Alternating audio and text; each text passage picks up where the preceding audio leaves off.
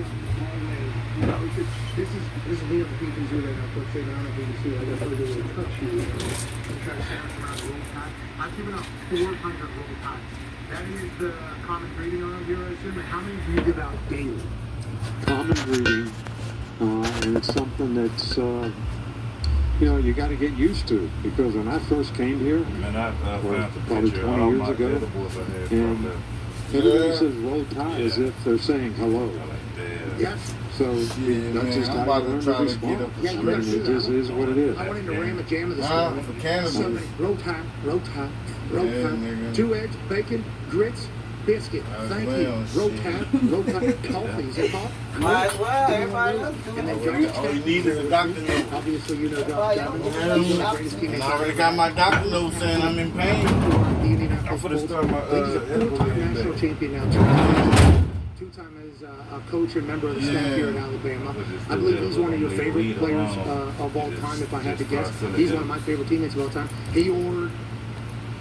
He's 380 pounds right now. He still moves. Don't worry. He can still move. He was eating a lot. He was getting after it. He was the Southern Hospitality is very real here.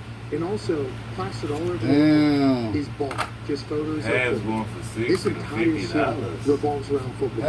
Obviously, Bear Bryant 14. But what you were able to build here is very special. You still live here. You take it in. Are you getting a chance now that you're retired as a coach, go shake hands, kiss babies, and understand what you did not only like for this university, but economically for this entire city? You've done so much. I hope you take that in and really enjoy that and celebrate that at some point. So the niggas ain't making money out of weed no more like talking about. Years, so you know, I feel special that we were able to have championship teams and teams that people could be proud of and were excited about, and that impacted the university and the state in a very positive way. But, you know, Miss Terry and I, we just kind of, you know, your legacy is what you leave behind. Hopefully we leave something behind, but now we're doing something completely different, building a children's learning center. So we're focused on that. So we just keep on keeping on. Yeah, it's being built where the old Tuscaloosa building was, tore it down, building a big children's learning center. You're a good man. You Miss Terry are great people, genuinely. I want you to know that getting a chance to learn about you as a human and meet you as a person and Miss Terry in your entire operation, you're as real and as authentic as it gets, brother. And you're a special one that humans have, and especially in the sports world. Let's talk about this game tomorrow. Vandy, he's been on this show. Shitload of doobies in the door. Everywhere is hard to play in the SEC. Was it white girl? White girl. Except for Vandy. Then Vandy beats Alabama and it goes absolutely crazy. And it's not just, it wasn't just like kind of a flash in the pan for this Vandy team. It feels like with the NIL, with the transfer portal, how awesome Nashville is. And their education, I think, is very good down there at Vandy as well. It's like they're becoming like a real team. And I think that's an upside of the NIL and transfer portal where we're seeing it right in front of our eyes here. Yeah, I don't think there's any question about it. This is a lot better Vanderbilt team this year than what they had last year. Last year, to me, it was the Diego Pavia show. He ran it, he did quarterback runs, he dominated the game.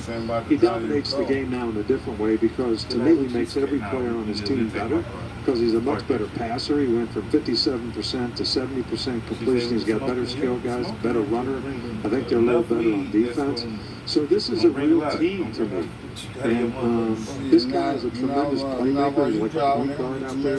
So this is going to be a real challenging game. I think the big thing is you know, you talk about what's people's perception. And you know, you have this perception of Vanderbilt being an academic school that's always struggled in the SEC, especially in football.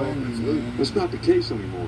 But it's hard to get that perception out of your head. I mean, they beat South Carolina at South Carolina. I mean, this is a good football team. Great football team. They also won into, I think, Virginia Tech in the second half and handled them last year. Obviously, a lot of upsets. But you talk about the perception of what they do. It's hard to sell fan base, especially in the SEC. Alabama fan bases. But hey, this is not Vandy. This is a very good Vandy football team. How do you think the people of Alabama feel about a game against Vandy being a game day game with all the, you know, do you think there is a more respect for the Vandy team, or do you think that's going to take a while for people to get to? Because DeBoer's, I assume, wanted you to tell everybody, hey, this is a good Vandy team. This is a very good Vandy football team. Because optically, right here going down for this like I Alabama hit a team. roof. Vandy can definitely come there and get one if they So Wendy, man, there's that's two a little things girl, here, man. to be honest. Yes, I would- There's I perception. thought back to the people. It's the perception of the Alabama folks daycare. after being I there thought for we all called these her mama, years called is her daddy. win every game. Yeah, they got all these. All right, that's they got all personal. these- I don't make any difference if it's Vandy, Florida, Georgia, doesn't matter. Daddy beat, We expect to win every game. I don't like that stuff. You know, some people, But you don't want to make, you know, a big but I scene think over to come something to a that place happened. that didn't have a standard, it didn't have an expectation Some you're going to things win you the just game. gotta let ride. As long as That's it's not one. happening Two, consistent. You know I what I'm do saying? think that the Alabama folks wanna make a have a big much better parent respect for Vandy because of last year. Even though we didn't play very well, turned the ball over. This is And I think it's going to be really important in this game that we control the tempo of the game. We need to keep the ball on offense, run it a little better, because the one thing Vandy's defense is going to be able to do is they get you in third down now. They have really good pressure passes, and they're bringing people from everywhere. So Ty's going to have to handle that. And but if we can run the ball, if Alabama can run the ball and have more balance on offense, because even in Georgia we didn't run the ball that great. We just converted third down. 13 for 19, 8 for 8 to start the game. So that was the difference in the game. Whether it's 3rd and 8, 3rd and 11, didn't matter. We converted third down. I don't think you want to sort of make that your MO as a team. I think you want to have balance because, you know, it's going to be tough to contain Vanderbilt the whole time, so keep the ball away from the guy. You talk about not wanting to be your identity as a team that just gets third downs, because that's like a three-point shooting team. Now, granted, That's your phone with the light on it? whenever push comes to shove and you don't get a couple of That's those, your phone or that's Neaky's phone? shit out of luck. Shit out of luck. There it is. Or got it. it doesn't matter. It runs faster than shit through a tin horn. Yeah. Or any of the other. Well, that's what, you know, when you got bad defense, that's what happens. They run through you like shit through a tin horn. Why are you putting through it? Yeah, that's. Why is it in the tin horn? Can we explore this a little bit more? Right. Yeah, because you said Yeah, this was man. last year, and obviously Go it get caused them cuts, quite a- man. We are doing great things at Go Get Them I can Cuts. see that doing. You So know that's what like I'm saying? diarrhea. They're not really like a big fix. Because Our pushing it through there. Our new special offer haircut combo. A trumpet, and shit goes right through it. Or you can try our new lawn care special where you get your haircut and lawn care at the same time. You even get your lawn care service for half price when you get the haircut lawn care combo. What's he telling his team? Obviously, they lose Can't a big beat one that. to Alabama. What do you tell them to make sure this thing isn't a multiple week kind of hiccup and you know everything is still out in front of you? Well, I think Kirby probably a little bit disappointed in the big plays they've given up on defense. That's not typically how they play and what they do. Obviously, the issue in the game last week was not getting off the field in third down. If you take all the other parts of their defense and say, how do we play in a game? They played really well. When they stopped the run, they affected the quarterback to some degree, even though they didn't get sacks. But they couldn't get off the field on third down. So they got to have a better plan for that, and the players have to do a better job of executing. I think Gunner, has to settle down even more. There were times in the game where I think he aborted the play when he didn't need to, so that they can play with a little bit more consistency. And, the 4th and 1 stop in the game was huge.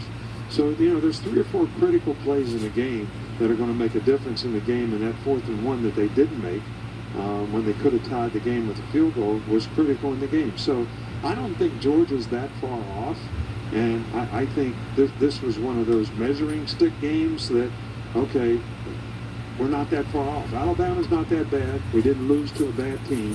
What do we got to do to get better? And I think Kirby's really good at that, and I think his team will respond well to a loss.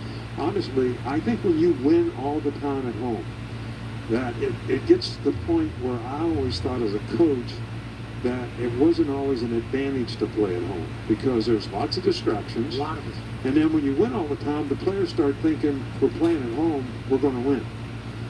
So they lose respect for what it takes to win, regardless of where you're playing, because they just think, well, we got the crowd, we got all this, we're just going to show up and make it happen.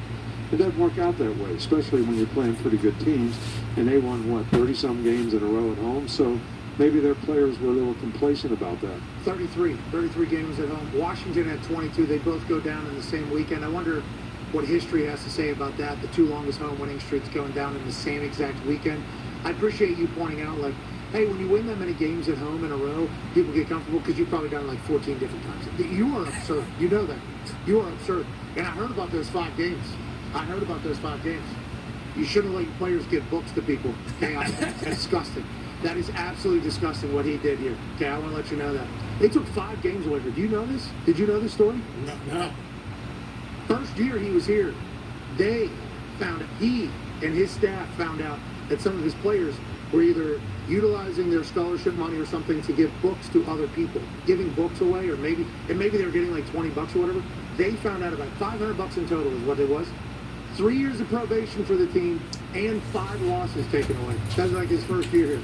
Do you know Yeah, that? but there's a story. There's always a story behind the story. You know, when I came here, we were the only team. You know, some of you guys that are older, we had loan of books in college instead of they bought you your books and you could keep them at the end. So the old way of scholarships back when I played, and we were still antiquated that way here at Alabama. So we were going to change from loan of books, where you had to turn your books in at the end of the semester on scholarship, to just buying the books for the players and then keep them.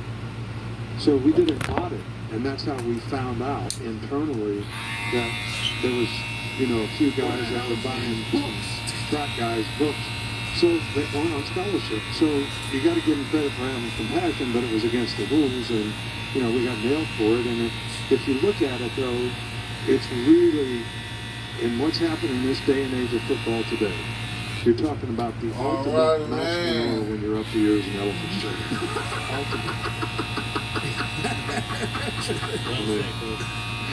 Yeah, that's kind of the NCAA's thing, though, brother. That's kind of their, or it was. Fly over! What do you think? Come on, Paramount. When it's on, we can't get it. We